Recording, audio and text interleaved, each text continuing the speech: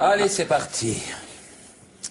Bah alors, la lutte sénégalaise, les mourides sénégalais, la Casamance du Sénégal, Youssou N'Dour, un steak.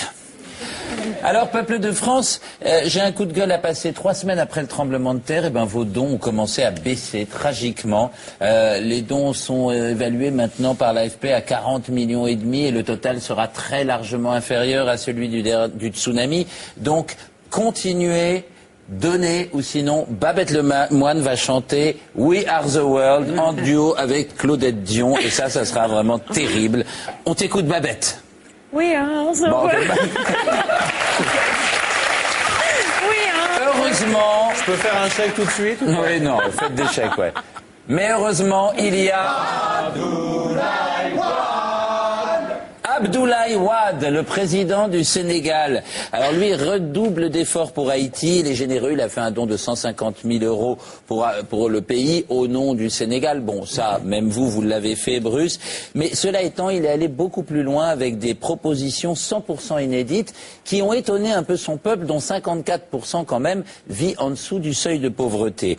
Alors, première idée, offrir une région entière, et pas une région désertique, du Sénégal aux sinistrés haïtiens qui souhaitaient quitter leur pays. Alors ce serait, selon ces termes, un retour des Haïtiens sur leur terre natale. Et l'idée pour lui, c'est qu'on ne donnait pas une partie désertique dégueulasse du Sénégal, mais on donnait vraiment un endroit que les Haïtiens pouvaient développer. Une idée intéressante de...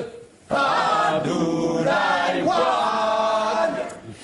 Mais pour le président Wade, cela ne suffit pas. Il veut aussi, c'est sa dernière idée, prélever 3 jours de salaire sur chaque travailleur sénégalais. Bon, quand on sait que les salaires sont entre 60 et 100 euros par mois, c'est un peu difficile. On leur a pas demandé leur avis.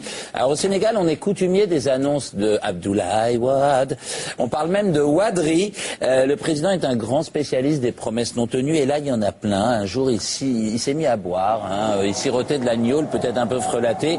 Il a promis un tramway dans les rues de Dakar. 2e verre de gnôle, il a produit un TGV carrément qui relierait toutes les grandes villes. Et puis à la fin de la bouteille, il a carrément promis la construction d'une centrale nucléaire pour donner l'indépendance énergétique à son pays. Pour l'instant, aucune de ces 3 promesses n'a été réalisée. Et ça continue avec l'ouverture du sommet de Copenhague, où entre 2 harengs pommes à l'huile, oui, parce que Copenhague c'est le Danemark, il a proposé la construction d'une immense centrale solaire de 100 000 mégawatts dans le Sahara. Vous vous souvenez de cette histoire? Ça traîne depuis un moment. 244 milliards d'euros serait le coût de l'opération. Il aurait évidemment récolté cette somme au prix des pays développés. Et puis il a construit récemment une statue à Dakar. Alors son nom, c'est la statue de la Renaissance africaine. 21 millions d'euros, 50 mètres de hauteur.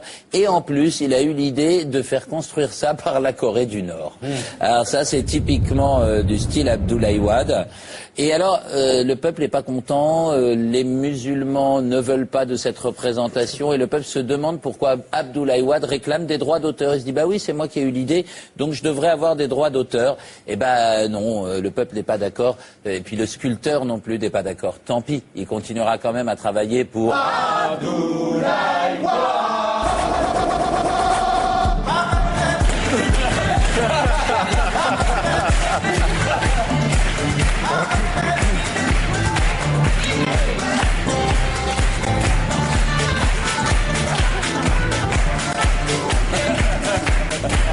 Merci Ariel Wiesman, merci à tous les 5, merci à vous tous de nous avoir suivis. On vous souhaite de passer un excellent week-end bien sûr, on se retrouve lundi à 12h20. Ciao.